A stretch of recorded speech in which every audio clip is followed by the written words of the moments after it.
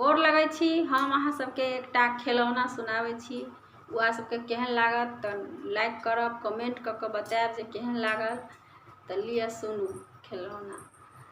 जब ससुरिया में पैस गेलौं या दुबरा गेलौं राजा, जब ससुरिया में पैस गेलौं या दुबरा गेलौं राजा, कहू तैं धनिया सासु मंगा दी, कहू तैं धनी सासु मंगा दी।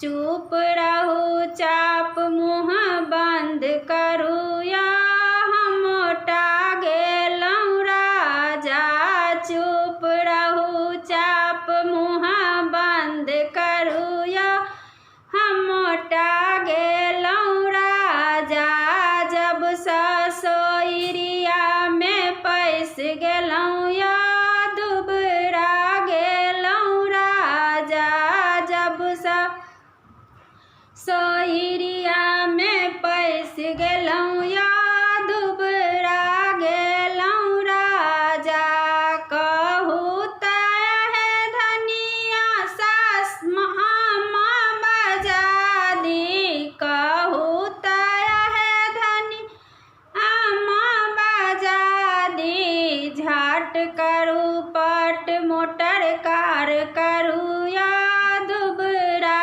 गेलौं राजा, झट करू पट मोटर कार करू या दुबरा गेलौं राजा, जब ससुरिया में पैस गेलौं या दुबरा गेलौं राजा, कहू तैं धनी गोतनी मंगा दी, कहू तैं धनी गोतनी मंगा दी।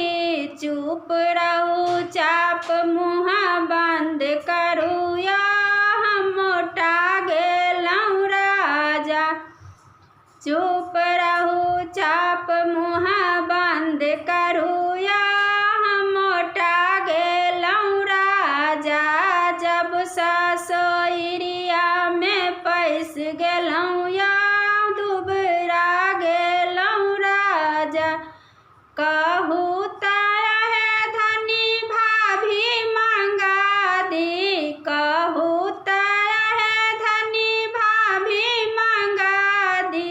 झट करू पट मोटर कार करू या हम दुबरा गेलौं राजा, झट करू पट मोटर कार करू या दुबरा गेलौं राजा, जब ससुरिया में पैस गेलौं या दुबरा गेलौं राजा, कहू तैं धनी ननदी मंगा दी, कहू तैं धनी ननदी मंगा दी।